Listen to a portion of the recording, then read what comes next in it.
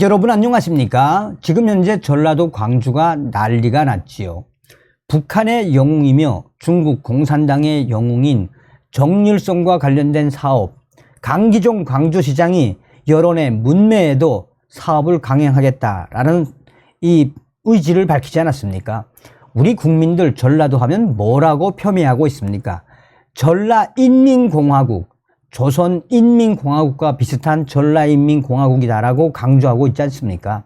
자, 이런 속에 태영호 위원이 북한의 김일성도 못한 것을 전라도 광주가 하고 있다라고 일가를 했습니다. 전라도 출신 교수가 전라도를 발칵 뒤집어 엎었습니다. 태영호 국민의힘 의원이 광주광역시의 정일성 역사공원 추진을 규탄하며 북한의 김일성도 만들지 못한 공원이 대한민국에 생긴다니 나라가 이렇게 돌아가도 괜찮은 것인가 라고 전라도 광주를 정조준을 했습니다. 태영호 위원은 자신의 SNS를 통해 광주광역시가 정일성 역사공원 조성을 추진하고 있다고 한다. 그러면서 그 이유를 정일성이 광주에서 태어난 항일 무장 단체 출신 중국 음악가 한중우호에 기여한 인물이기 때문이라고 설명한다라고 말했습니다. 이어 태영호 위원은 그런데 이상하게도 정일성이 북한군 군가를 지어 북한군 창설에 크게 기여한 인물이며 북한군이 그 군가를 부르며 남침했다는 점은 은근히 피하려 하고 있다라며 정일성은 중국인민해방군 군가도 만든 인물인데 중국군이 한중우호에 어떤 기여를 했는지 우리 국민들은 잘 알지 못한다. 중국군에 대해 우리 국민들의 기억에 남아있는 것은 6.25 전쟁에 참전하여 한반도 통일을 가로막고 수십만의 우리 국민을 죽였다는 것뿐이다 라고 지적을 했습니다. 또한 국민의힘 태영호 위원은 정일성은 북한 주민들에게 북한과 중국 두 나라 군가를 지은 인물로 널리 알려져 있다라며 김일성과 김정일은 음악가 정일성이라는 영화까지 만들어 정일성이 북한군 군가를 지어 북한군 창설과 전투력 향상에 어떤 기여를 했는지 널리 알렸다라며 김일성과 김정일은 평소에 영화 음악가 정일성이 너무 잘 되었다면서 그 영화 시나리오 작가인 오해영을 모든 작가들이 따라 배우라고 지시했다라고 전하고 있습니다. 6.25 전쟁 때 북한군은 정일성이 지은 군가를 부르며 남침을 했고 수백만의 대한민국 국민들이 북한 군가가 울리는 속에 목숨을 잃었다라고 밝혔습니다.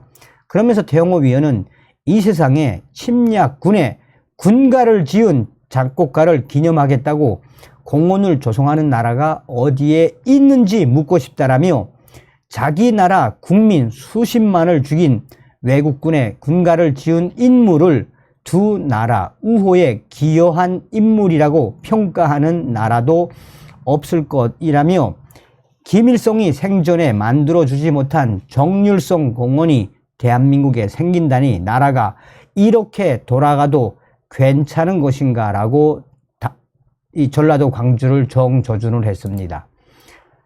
자, 전북 군산대 무역학과 이양승 교수가 전라도 광주를 발칵 뒤집어 엎었습니다.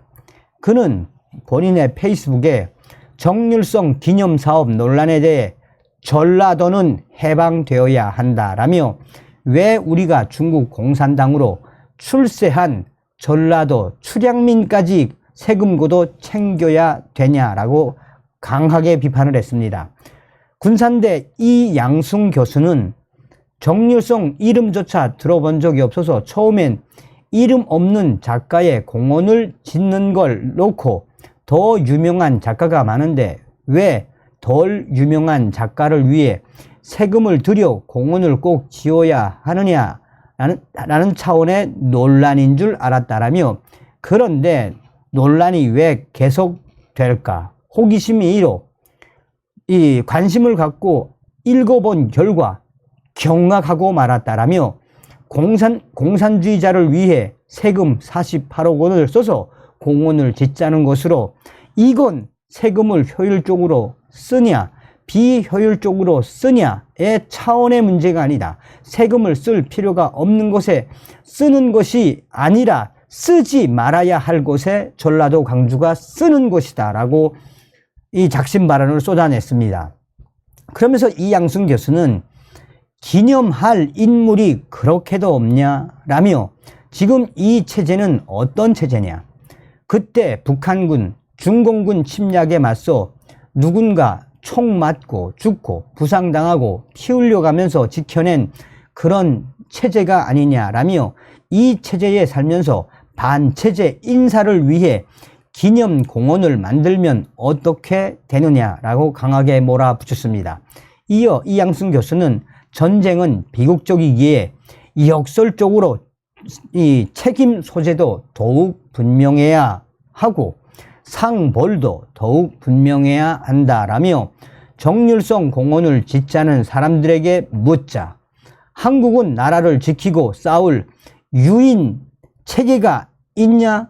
당신들 한국군으로 근무하다 죽고 다친 사람들을 위해 공산주의자 정률성을 위해 뜻을 기린 만큼 반절이라도 뜻을 기려 봤느냐? 그 가족들 생계는 생각해 본 적이 있냐라고 강하게 질타를 했습니다. 그러면서 이 양승 교수는 그런 사람들 찾아보면 지금도 많다.